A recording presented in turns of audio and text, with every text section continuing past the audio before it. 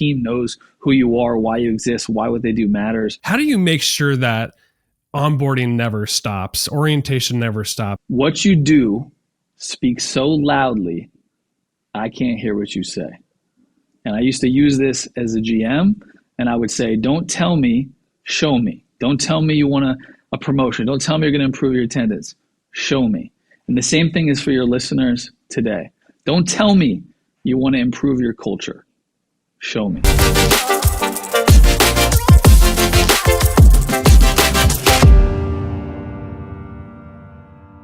James, it's a pleasure to have you back on Transform Your Workplace. Thanks for coming on the show. Yeah, man, I'm super excited to be back. It's been about, a year and a half now? A lot has changed since we last talked. About a year and a half. We talked about your book, and big things have changed for you. So why don't you give me a little bit more insight as to how your role has changed and just what you're up to? Well, before I do that, I have to congratulate you because I think you recently just got promoted as well. So let's give it up for you. Good job. Oh, thank you. I appreciate that. Insert confetti. Yeah, we'll like dub that in somehow. But yeah, feel very fortunate to be in a similar boat. Last time we talked, I was the general manager of a hotel called Element in Valley Forge, or it's King of Prussia, Pennsylvania. But since then, I've been promoted to a position as the director of culture for Wurzak Hotel Group. Same company, but in a more zoomed out capacity where I really support and focus on the culture of the entire organization. So we have 10 hotels, one aiming to be open in June, so that'll make 11. And yeah, it's just been such a rewarding process because this role didn't exist prior with the company. There's just been a lot of opportunity to get my hands dirty and my fingerprints kind of on everything and learn through the process, which has been great. So much I want to unpack with that. So they didn't have that role before. Is this a new carved out role? It is. Our team, we were at a position at the time that I kind of brought this up. I brought up my hope for the future as far as my career standpoint. And obviously that didn't exist at the time, but there was a shift there where there's some transition. And I said, honestly, this is the best time. I know it doesn't feel like it, but this is honestly the best time to make this pivot, to make this change, and make this decision to bring me on in this capacity and allow me to do this full time and focus on it to improve the whole company. And, I feel very fortunate. Honestly, I don't have the typical HR background. I've been a leader in ops for many years, and, they took a risk on me, and I feel very fortunate to be proving them right ever since. What's interesting about that, I actually love the fact that you don't have an HR background in some ways, because you don't have like preconceived notions about how things operate. You're maybe not as policy driven. You can hire people for that. You probably got people for the policy side.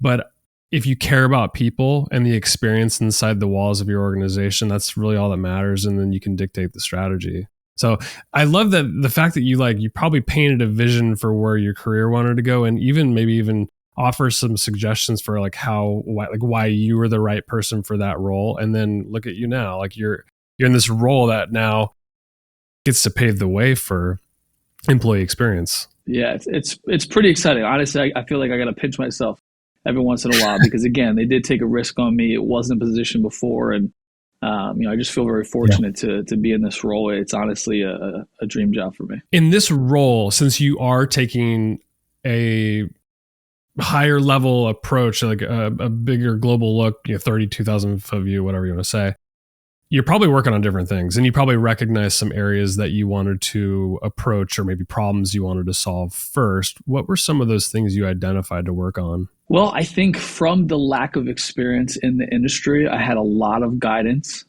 from our VP of People. Her name is Dr. Kelly McKino, and she has really helped support through the strategy and support of vision. But some of the things that we kind of started with was trying to tell our story. And before you kind of tell your story externally, you got to tell it internally. So your team knows who you are, why you exist, why what they do matters, and how their day-to-day impacts that and drives that forward. So, the way that we kind of kicked it off was we focused on orientation, because through orientation, you can create context, connection, and culture. And then that education enables action. So that is where we put our energy up front. And that honestly had a direct impact on our turnover numbers very early in the game when we rolled that out. And again, it just helped our team feel unified in a way that they just hadn't before. And that was really the foundation to everything that we did after that, for sure. You were telling me, I can't remember if we were recording or not. I think it was offline, but you've got 10 hotels as part of the group. So you're taking a pretty high level look at the employee experience, the culture across the organization. You're probably trying to create some cohesiveness, right? Like you get the parent company who kind of oversees all these hotels, and you probably want a similar experience across all these hotels. How do you do that? Yeah, it's very interesting, right? Because each of our hotels has a different flag under Marriott and Hilton. So, they have their own brands, their own procedures, their own policies. And then we're basically trying to create that same standardization, that same almost rebranding of our company, and helping it be employee focused and driven, and helping our team understand that what they do truly drives everything we do forward. And we've been very fortunate to have a lot of flexibility, a lot of trust in our team, which I know, I listen to your show often. In HR, that is not necessarily the case, very often. Sometimes you have to come and be an advocate, but you get shut down time and time again. And, I think for a company, Wurzak Hotel Group, who didn't have this same structure, a year and a half ago, and was willing to take this step forward and has been so open and willing to listen and take advice and allow us to the autonomy to do the things that we have in a very short period of time. I think it just says a lot about the company, the direction we're going in. Again, we're in a trajectory where we're going to be growing even more very soon. Wow. And so, we started with orientation, and then we started to look at, okay, now that we've done that, how do we start to improve engagement and recognition and reward and things like that? So we started to roll out other programs that supported that same vision while making sure that our mission and our pillars were the focal point of everything we did. The growth is fun, right? Like it's better than the opposite side of like having to lay off people. And it's fun because you get to work on the strategy sides. Like how do we make things better? How do we onboard people effectively while like getting them up to speed on what our norms are, what our culture's like immediately. Like, do you love that work, don't you? Oh, I love every minute of it. That's great. Like, what's your favorite part of the culture side? Like, if you like, I think honestly, it's just the process. Like, I think, and we'll get more and more depth in this, but there's no finish line, right? Never. So you have to kind of just fall in love with the process of improvement. And those improvements happen every day. They're small increments. And sometimes it's hard to really zoom out and see the compound effect. But that's what I've learned to fall in love with, because if you do that, everything else will actualize over time. If you try to focus on an end result, or you're never going to get there and feel satisfied. And you don't want to, hold on to your happiness for that moment. You want to enjoy the process. And so every aspect, from not knowing what I'm doing to learning through it, to implementation, to seeing the impact on our team members firsthand, and then watching the data reflected as well. It's just a very rewarding process when you see it from that lens. And, I encourage the listeners to shift their perspective to enjoy that process, because it's so important. I love what you're saying. It reminds me of like the role I take inside my organization, which I'm in marketing, and everything I try to do is like to create value for people. And I feel like those things, like you do all the right things and you try things, maybe they don't work out so well, and you pivot a little bit, but you do the right things and you figure out what works. You add value to people's life, and you have some sort of mission or centered focus. The results will come. And so like I think about you and people like you oversee culture. And if you always care about the people and you put them first and try to create a great experience, and you tinker and you try new things, maybe it didn't work, try some more things, and just always improve and build upon that, things will turn out. I truly believe that. Do you believe that? Yeah, I totally agree. And to your point, I often say, especially even through orientation, which really sets us up for success from the first day forward. I say on our mission statement slide, that's the most important slide that we go through, because if we do that every single day, everything we hope to accomplish individually, as a department, as a hotel, and as a company will become a direct result. And so, everything that we've done, we've developed this program, or I would say not developed, but improved it, a culture champion that we do every quarter, We really made sure that it was driven by our mission, that the stories that they shared for the nominees was driven by our mission, and the story, exemplified that. But like something like that, that's driven by that, and then is peer to peer, which allows their voice to be heard and them celebrating the people that they work hard next to. I mean, it starts to change the culture. And even as an example, we just celebrated our Q1 luncheons. For us, we had, stewards who work in the kitchen win. We had night auditors who are people that work overnight at our front desk, recognized by their peers. And I think that's what's also so rewarding to watch, is that people that normally aren't seen are being seen, and they're being seen by their peers and celebrated for it. And that's just really awesome to watch. That's huge. You talk about how orientation onboarding is pretty important. I'm a sucker for memes and GIFs on the internet. And I think it was yesterday, I saw this, I think it was an HR based channel or something, but it was like beaten down, dirty road, and then inter-organization 90-day onboarding was like a nice, beautiful paved road with beautiful striped lines. And then after 90 days was another beaten path and road, just proving the point that like most organizations have a really good onboarding experience for 30 to 90 days and then see ya. And it's like a crappy experience after that. How do you make sure that onboarding never stops, orientation never stops, that they from day one, they have a good experience, know what they're getting into, and that experience lasts throughout the life cycle of an employee? Yeah, it's a great question. And we've taken a lot of time to kind of strategically look at that and see what's going to be the most impactful. There's a lot of things that we do. I think the last time that we spoke, I highlighted this, and now we do it very consistently across our hotels, which is Culture Committee. That is a monthly gathering to ensure voices are heard, but more importantly, that actions are taken because our team members' voices are heard. And something that actually stemmed from that thing that is, every month, was a recognition program. So we have a HR manager at our home too that brought up an idea for an on-the-spot recognition program. And so when that came about, we started to kind of discuss it with other culture committees across the hotels and began to see that it would be something that would possibly impact the entire organization, not just her hotel. So from there, we began to plan it out and prepare for it, and went through the steps. We had involvement from everyone from her to the GMs to our VPs and our president to support in building this thing out. Long story short, it went from something 6 months ago as an idea to an action that's a full-on program that we rolled out in February this year called the Wurzak Wow program. And it simply is a recognition program where our team members are instantly acknowledged for living out our brand pillars. They get given a card, circle the pillar, high-five them, and then they go drop the bucks in the box. And from there, every week, we celebrate a winner of the week for that. So from that, you're creating consistency right there, because every day someone's getting recognized and every week someone's winning.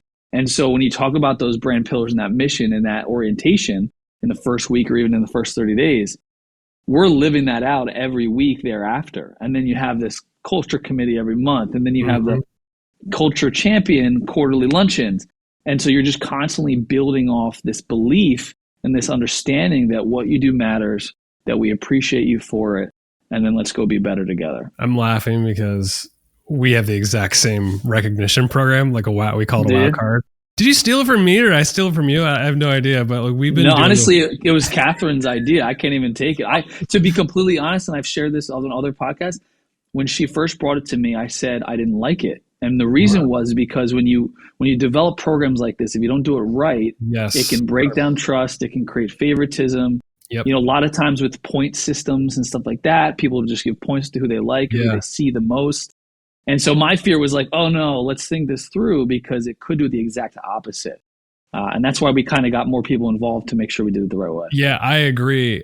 We implemented a program pre-pandemic. Same example you're giving is like, we call it a wow card. I actually designed a physical card that we printed out, and it would have all the core values that we agreed upon, that we developed as a culture committee. And so you could basically like recognize somebody, and it usually falls into one of those categories, like whatever core values, you check that off, and then you physically give it to somebody, or I think we gave it to our culture committee and then they would present it every once in a while. And then pandemic happened and like, well, we got to digitize this somehow. And I built a workflow around it where it's like a link to Typeform or something. It's basically a survey where they would fill it out, select the thing, and then I built a workflow where it would email the manager, the person being nominated, and the nominator, and so everybody sees it instantly. And then we would then share it like at an all-team meeting on a monthly basis. So it's just that constant reinforcement of the core value and the fact that it's like so easy to nominate somebody. It makes it frictionless, so there's no excuses to recognize people. That's the biggest barrier. That's what you're describing is why you probably didn't like it. You're like, this is complicated. It's not going to work. But you figured out a way to do it. And I bet you it's a game changer, isn't it? Oh, it's an absolute game changer. And I am so happy that I was wrong. I think, I'm not supposed to have all the ideas. And I think when you do start to involve everybody in your organization at every level, you begin to hear and see ideas that you just wouldn't have thought of otherwise. And yeah, honestly, we just did our luncheons, as I just mentioned. And in that, we took a moment where at each hotel, we said, anybody that's received a WOW card over the last 90 days, please stand up. And in that moment, like the entire room stood up.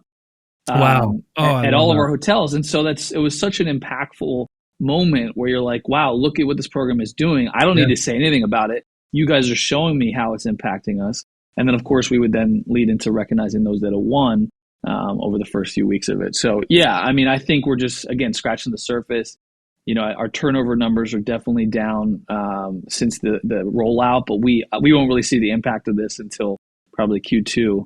But it's just really exciting to have a program like that impacts people every day, because it's very rare to do that, and also it's rare to do that successfully and have your team be bought into the process. And we've been very fortunate to get the team very engaged with it. Do you offer incentives with the WOW cards? So like let's say, as Brandon receiving, like I say, I've got 5 WOW cards or something, can I turn them in for something? Like that's what we do internally. We felt like there needed to be also an incentive piece for achieving the WOW cards other than just the recognition itself. But I don't know, I'm curious what you do. So right now we only, so every week we give out a gift card, $25 gift card for the winner of the week.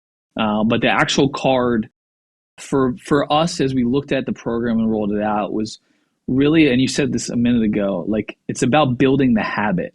Yeah. Right. And there's a lot of leaders that love their desk and want to stay in their office. And the only way their team is going to be excited about coming to work every day and understand the value they bring is if they get out of their office, engage with them and celebrate them for it. So I think, that was kind of the process and thought as we went through it, is making sure that our leaders get activated and our team members.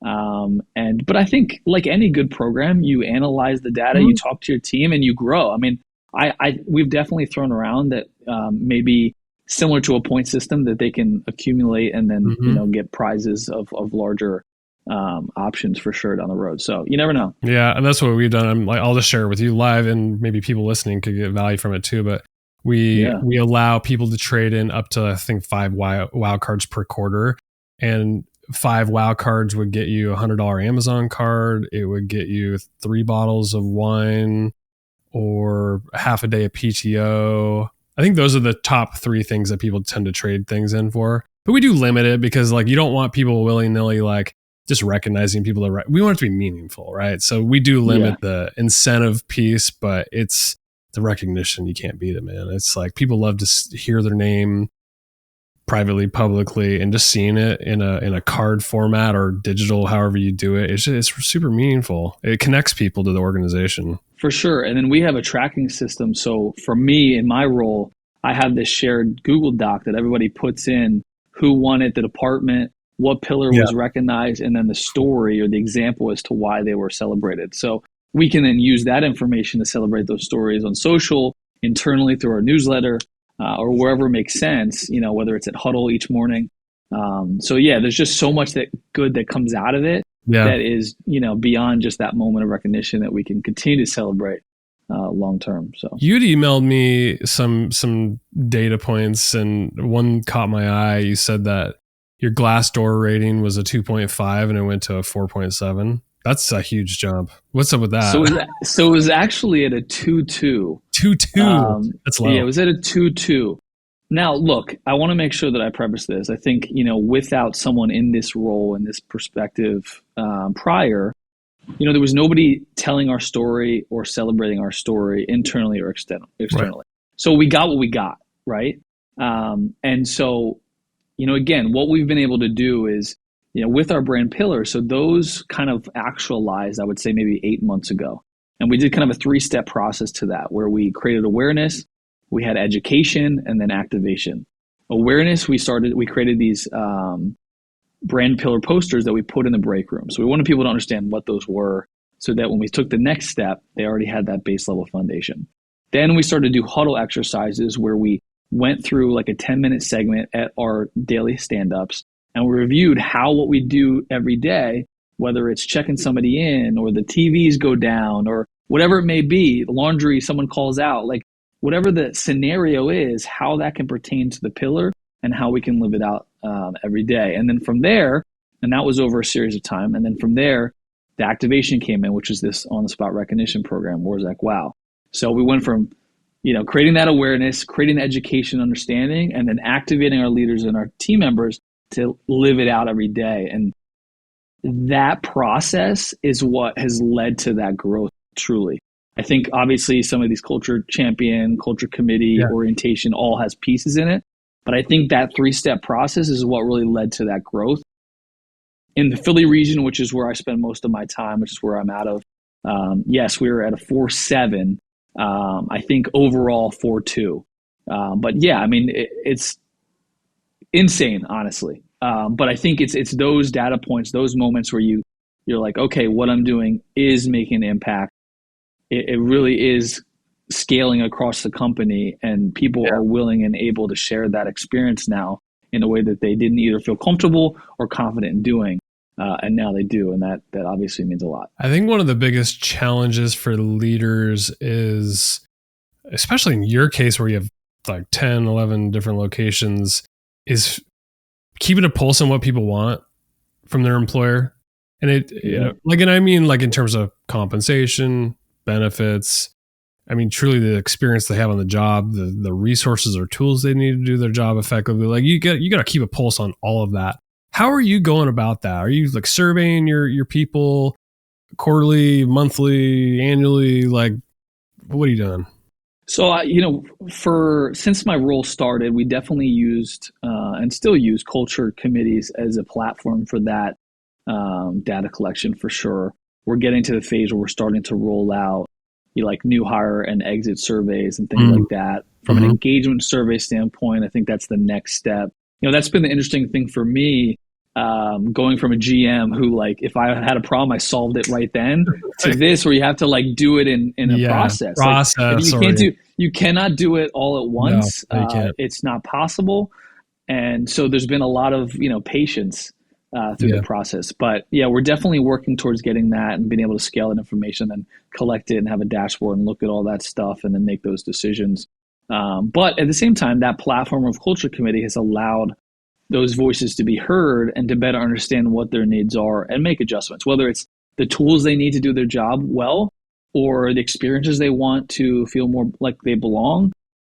All of it is kind of coming from different directions, but it's my job to kind of keep a very close eye on what those things are and make sure we're doing something about it for sure. The culture committee that you're talking about, is it people at contributor level, like across the hotels, or is it corporate, or like how is that structured? So it is our line level team members at our hotels and kind of supervisors. Definitely some leadership in there on occasion, just to either set the tone or keep the dialogue going. But it's really ultimately about keeping those voices heard. And of course, when you're part of that culture committee, you become an advocate. And so you're out there all in the field and asking your team members, whether it's in laundry, at the front desk, in the kitchen, like, hey, I'm going to culture committee tomorrow. Like, what are the things that you need? What are you hearing from your colleagues? Like, how can I be a voice for you? And then go do something about it. And I think that's so important to provide that voice to those team members. And now that we've been doing that consistently across the board for over a year and a half now, we've started to gain that trust that understanding that those things are happening, and more people are starting to join those culture committees to make sure they have that kind of impact. Do you have like roles and responsibilities on that committee, or is it pretty loose with just being an extension of leadership and the employees and like kind of bridging those two groups? How's it structured? Yeah, it's definitely a structure. I would say it's not like a safety committee where you have your chair and your, all these different things. Like, it's not like that. Yeah. We don't have that. But I would say, there's a template that they fill out. Yeah. Who is there? Where do we do it? There's definitely 5 topics that they focus on. And then there's a series of questions that kind of re-energize the conversation if those aren't really driving home. Everything from recognition and reward to development to tools and training. It's really focused on a certain aspect of the business and their experience. And that allows us to really understand where the needs are. And every hotel is different, right? Some need more than others in certain areas, and they wind up sharing that information with me, so then we can take a look at a larger scale and then help us make decisions at a larger scale, which again is how that Wurzak Wow program started in the first place, which is really cool. I think you were talking earlier about crafting like I don't know if you call it like the brand story or like your mission story or culture story, something like that. How are you reinforcing that story so it is consistent across all those hotels and the people? Yeah, I mean, I think it's definitely a lot of the things that I talked about today. I think, one of the big things that we focused on is our mantra, which is "We are Wurzak," and how, all of us every single day impact who we are becoming, right? And that we're becoming, there's no end to that, right? We're becoming someone better every single day. And, one of the things that I started to do very early in my time in this role, I'm a big sports guy. And for those that are listening that are as well, I know you are, a lot of sports teams, whether it's collegiately or professionally, they have a hand symbol that unifies that group. Miami has the U, Gators have the chomp. Different teams have different hand symbols. And so what I decided to do was create one for us that would allow us to be unified, geographically dispersed, and help our team know that they have a hand in what we do. And so the W, that's awesome. You see it all over LinkedIn, that's where it came from, is like, I want everybody to do something that means something to us. And when you see it, you know what it means and you feel part of something. And, when our teams do that and they see it in the newsletter, they see it on social, we come together and do videos or whatever it is, they understand what it means.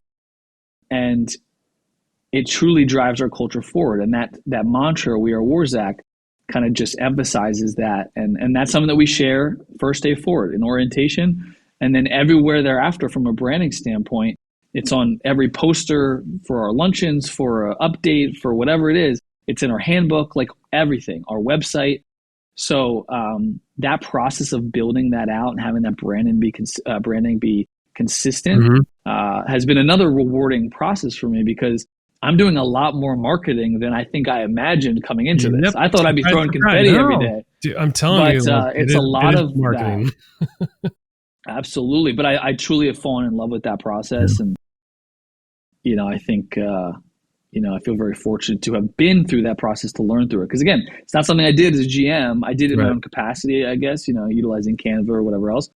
But now I'm like doing it at a larger scale and thinking, how's this going to impact every team member we have instead of the, 25 that are in my building. So yeah, it's been great. Well, keep up the good work. I mean, I'm sure I'll check in with you in another year on the podcast, and maybe you like some sort of huge transformations happened since then, and teach me a few things, teach our listeners a few things. So anything you want to say, like in just parting before maybe we left off on something that is really important? I don't know if you have anything else you want to share. I mean, I always love to end anything I do with a quote that's my favorite quote, and it's this: "What you do speaks so loudly, I can't hear what you say." And I used to use this as a GM, and I would say, "Don't tell me, show me. Don't tell me you want a promotion. Don't tell me you're going to improve your attendance. Show me." And the same thing is for your listeners today. Don't tell me you want to improve your culture. Show me. It's well said. My guest today has been James Ferguson. James, pleasure to have you back on. Thanks for coming on. Thanks for having me.